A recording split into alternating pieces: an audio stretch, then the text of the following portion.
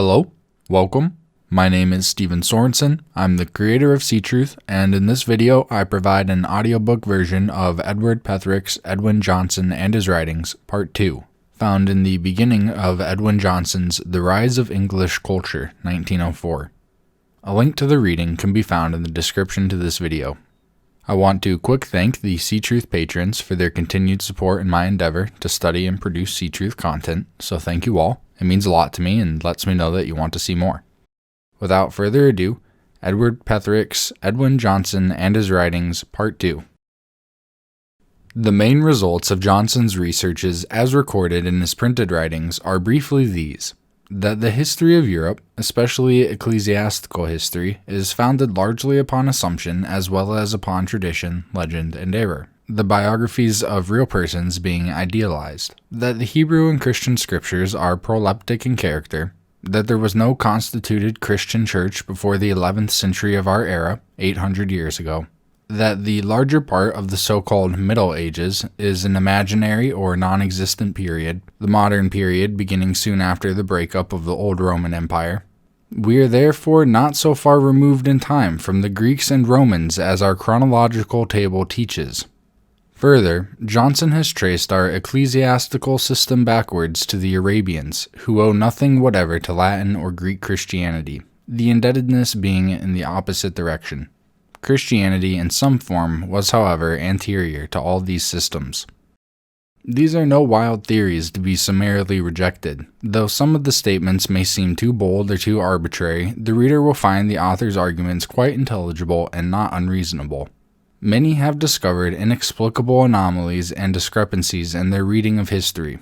In Johnson's printed writings they will, I think, find a solution of their difficulties, an explanation of many things hitherto imperfectly or wholly misunderstood, especially of matters in relation to our system of chronology. Our own system of chronology being impugned, I once asked the author, how do we stand in relation to other systems, and suggested that he should make some attempt towards a reconstruction. The notes and memoranda utilized by Mr. Arbuthnot may have been a step in the direction indicated. In the following pages, I have endeavored to bring together some of the anomalies noticed in my own reading. Those given could easily be supplemented by many more in support of our author's arguments. The saying that geography and chronology are the two eyes of history has become so hackneyed an expression that we are apt to forget the rational mind of the observer behind them. Even careful historians write of long stretches of 1,000 and 1,500 years as if historical time was unlimited. The average educated person so easily, in imagination, transfers himself from continent to continent or from century to century and speaks or writes of this or that event as having happened in the 2nd or the 7th or the 19th or any intervening century, as if time had been reckoned in this manner all through the era. Speaking generally, no ancient era was in use or in force from its commencement, nor till long afterwards. The term Anno Domini, and the reckoning backwards to the supposed beginning of the era, has been in general use less than 400 years. Before that time, reckoning was by the reigns of kings and princes and popes. Indeed, our Acts of Parliament are still dated by the year of the reign of the king. Inscriptions and manuscripts, when undated, are allocated to particular centuries by the paleographical expert, who ascertains the dates from the language, or contents, or the style of the calligraphy, which may perhaps have been due to the caprice of the writers. Accordingly, when we meet with statements that any Christian document belongs to the period between the 2nd and the 10th century, we may assume that the date given is merely conjectural. Too much emphasis cannot therefore be laid upon this subject of chronology, for upon it rests the credibility and authenticity of church records and the true date of the church's foundation. Like other ecclesiastical eras, the Christian era has been much exaggerated, antedated. A chronological table being necessary, a Dionysius Exiguus was found.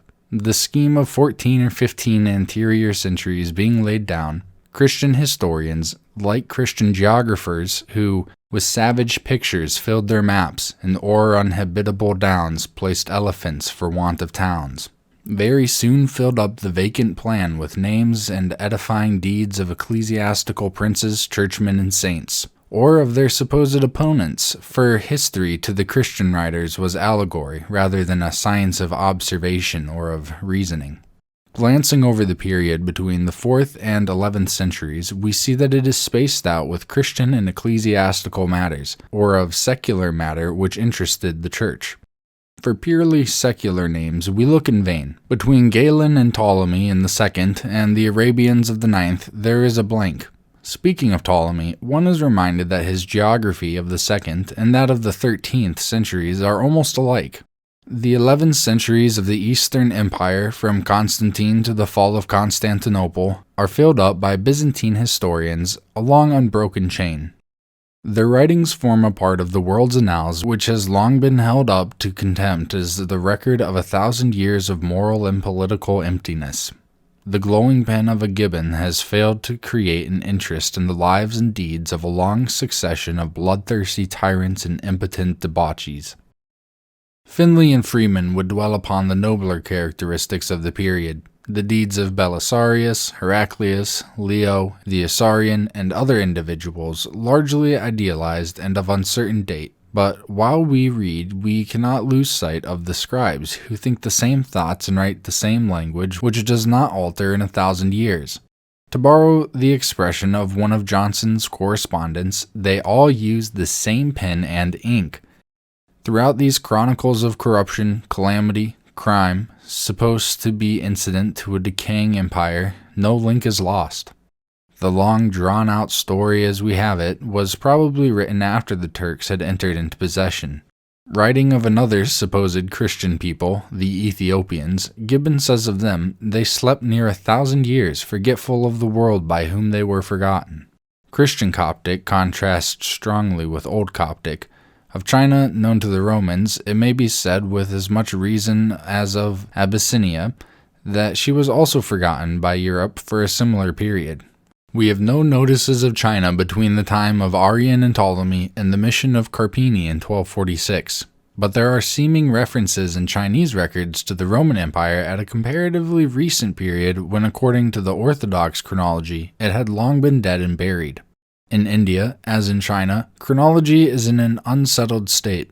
India has no history properly so-called before the Mohammedan invasion in the 13th century. In Mr. Lane Poole's Medieval India, 1903, the period of several centuries between the Arab conquest of Sind and the Mohammedan invasion occupies less than 2 pages. He says, "The Arab conquest led to nothing, and left scarcely a vestige. The Arab cities have perished, but the wrecks of the castles and cities of their predecessors still bear witness to the civilization which they uprooted. Was there an Arab period such as that hitherto represented? Not one of her races or small nationalities ever kept a chronicle. A learned philologer notices the absence of written memorials or literature or data by which to trace the current popular speech during a dark age, a long night of 9 centuries. The curtain falls on Indian languages about the 1st century and does not rise again until the 10th. I very much doubt," he continues, "whether the intervening space will ever be filled up. The materials seem to be lost forever. Buddhism is our only chance. There seems to be no more to hope for. And these 9 centuries must remain forever a sealed book. This state of things is reported of a country to which Europe is indebted for her figures and arithmetic and for some of her religious ideas, a country wherein the priestly and writing order has never died out. The age of most Hindu writings is unknown, and the authors are themselves merged in nirvana. There is no hope, however, of Buddhist records furnishing material for the long night." Maisie is inclined to reduce the Buddhist period by 600 years, while Ferguson would place the Buddha Gaya buildings, alleged to be of the 1st century BC, in the 14th century AC. Material of the most meager character covers a corresponding Dark Age in Persian history, material, apparently, of Arabic, not Persian literature. The Benedictine, or Christian chronology, seems therefore to be as little applicable to African and Oriental civilizations as to those of Europe. When our conventional 1900 years is applied to Abyssinia, to India, to Persia, the history of each of these countries shows a similar gap or night, extending over many centuries, gaps which cannot be bridged by any contemporary records.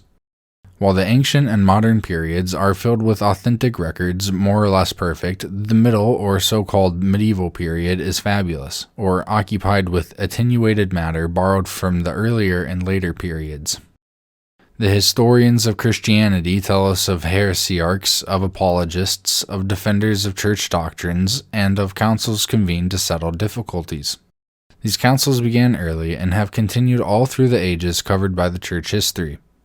They were at one time so frequent that bishops and clergy had, one would suppose, little else to do except to prepare for and attend them.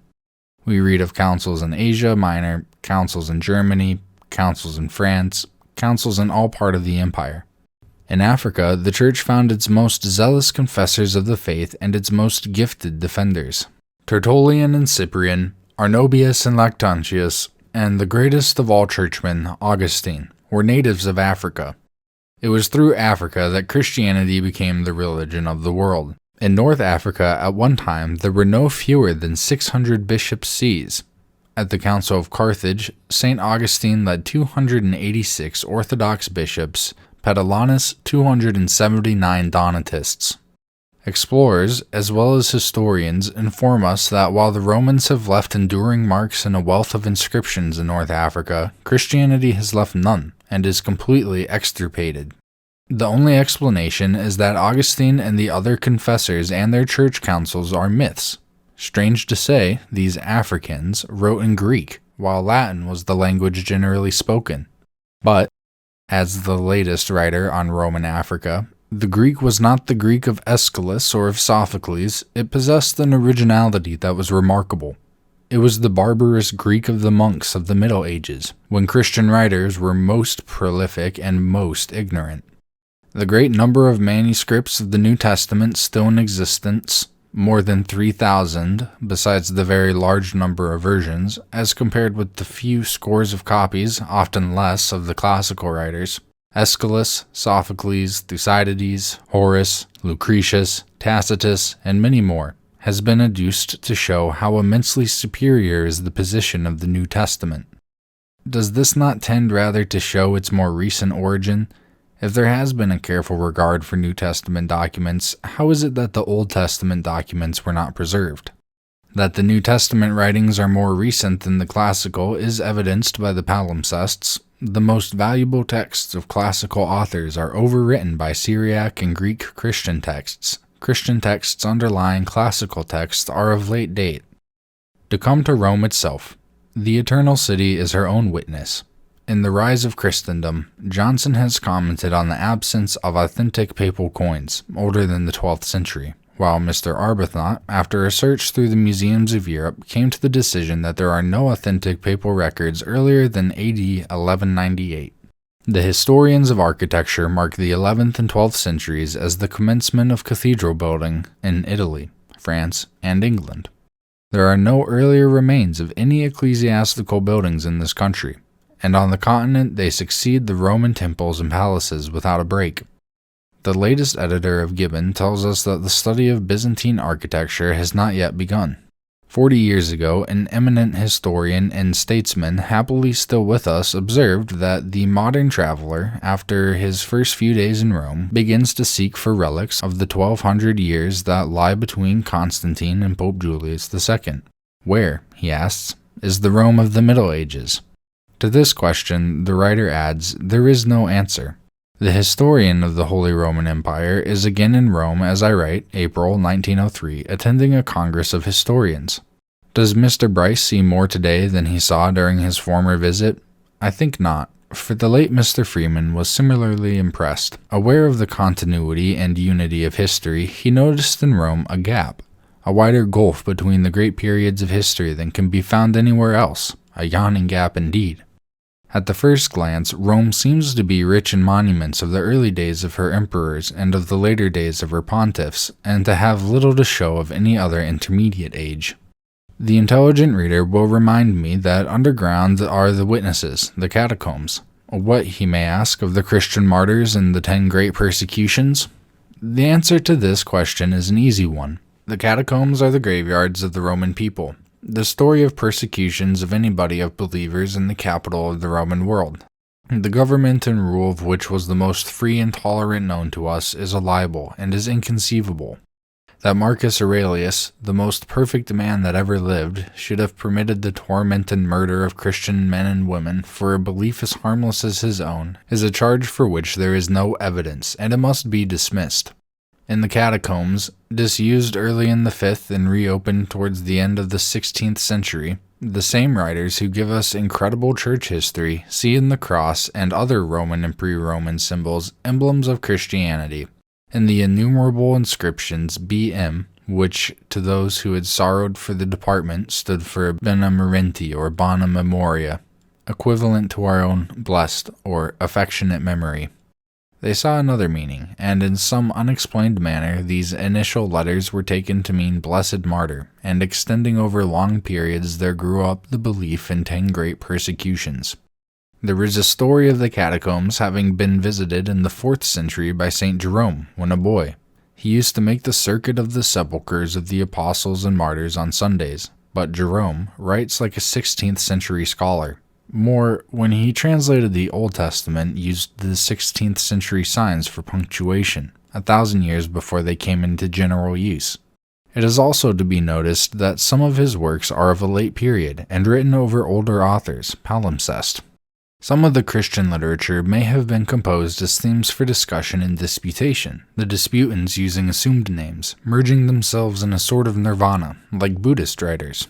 This would explain the origin of much of the proleptic writing, the authors little suspecting that in after ages it would be taken as inspired. Some of the works of St. Augustine would come into this category. One man at that time could scarcely have written all that is now attributed to him. The Confessions is not an autobiography, but a spiritual matter. Its style is that of the Imitation of Christ of the 14th or 15th century, and the progress of Augustine from Neoplatonism through Manichaeism into Christianity is typical of the growth of Christianity itself.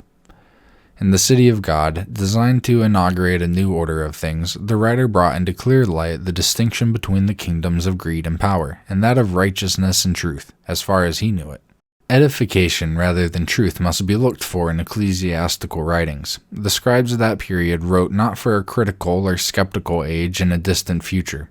In the scriptorium, they could take cognizance only of such material as they collected in their neighborhood, legendary or traditional, or of the Oriental theology and literature, the wild, the marvelous, the incredible, not infrequently the indecent, which edified or amused the European peoples from the 12th to the 16th century. The nobler class of men in the monasteries lived, in a sense, a beautiful life, which could have ended only in a state of nirvana. Believing in the transitoriness of this world, their hope was fixed upon another. This one, they argued, was very evil. The time was waxing late. Their duty was, they thought, to be sober and keep vigil, for the judge was at the gate. The first Christian missionaries were much surprised to find evidence of Christianity among the Tartars.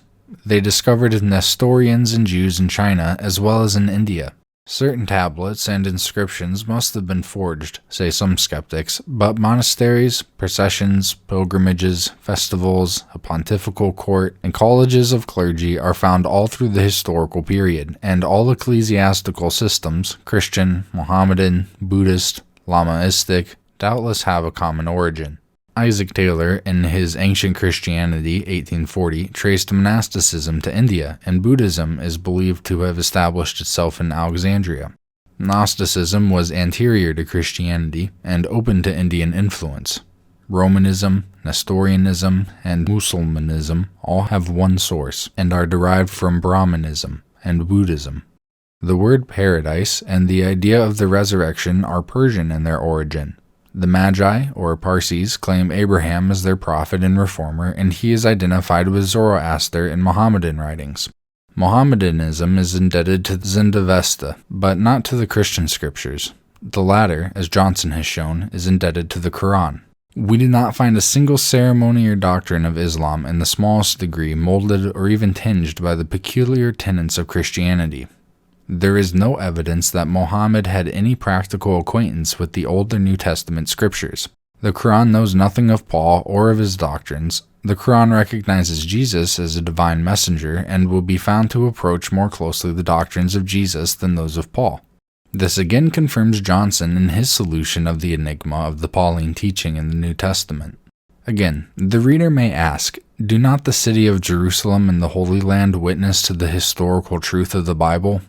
Johnson shows that the narratives in the Old and New Testament have come to us through Arabian and Persian chronicles, that the name of Jerusalem is a poetical one like that of Mount Zion, that the city now called Jerusalem was known to the Arabs as Aelia Capitolina of the Romans. The Holy Land of the Old Testament must be looked for elsewhere than in Palestine. The Holy Land of the Old Testament must be looked for elsewhere than in Palestine.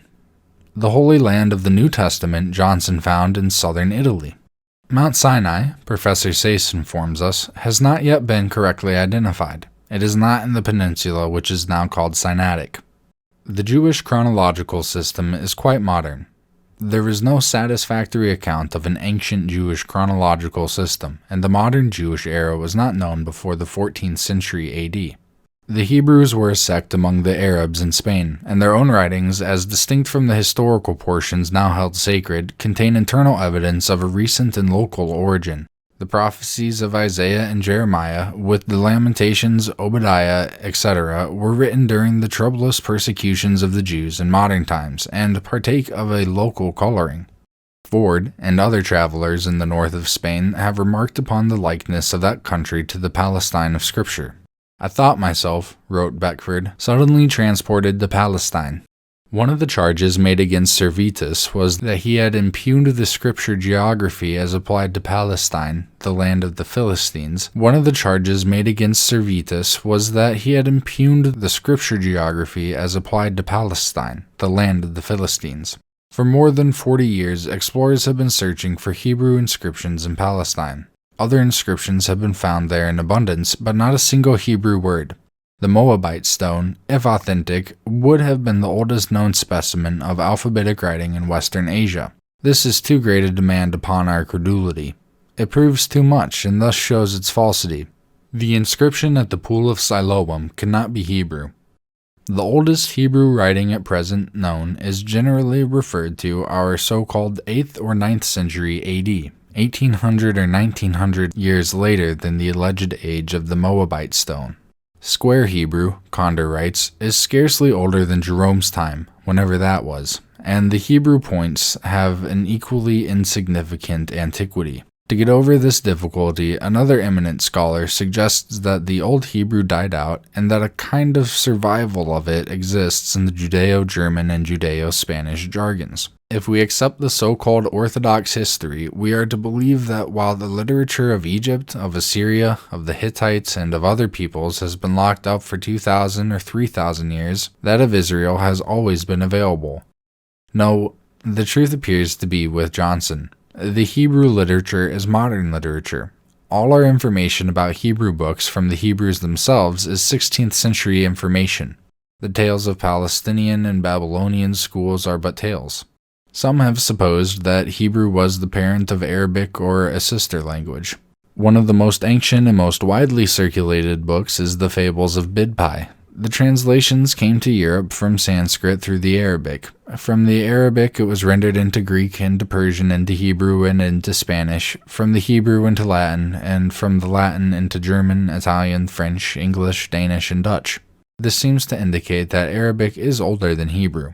Robertson Smith has told us that in grammatical structure, Arabic comes nearer than Hebrew to the original Semitic. Arabic represents the original wealth and primitive subtlety of Semitic speech. Arabic is singularly copious and possesses a vocabulary which rivals, if it does not exceed, that of any other language in extant, and is more fully developed than any other Semitic tongue. Hebrew is a comparatively poor language. The earliest European Arabic scholars claimed for Arabic that its study was the only true road to the understanding of the Hebrew. The word Hebrew has never been found in the early monuments of other Eastern nations. Not one Hebrew inscription of the age of the Jewish monarchy has come down to us.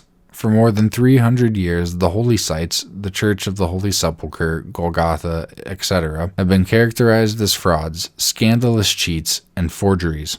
A late traveler has recorded his conviction that the giant cities in Bashan are an illusion. It is not of Og, but of Antonines, not of the Israelitish, but of the Saracenic conquest, that he is reminded.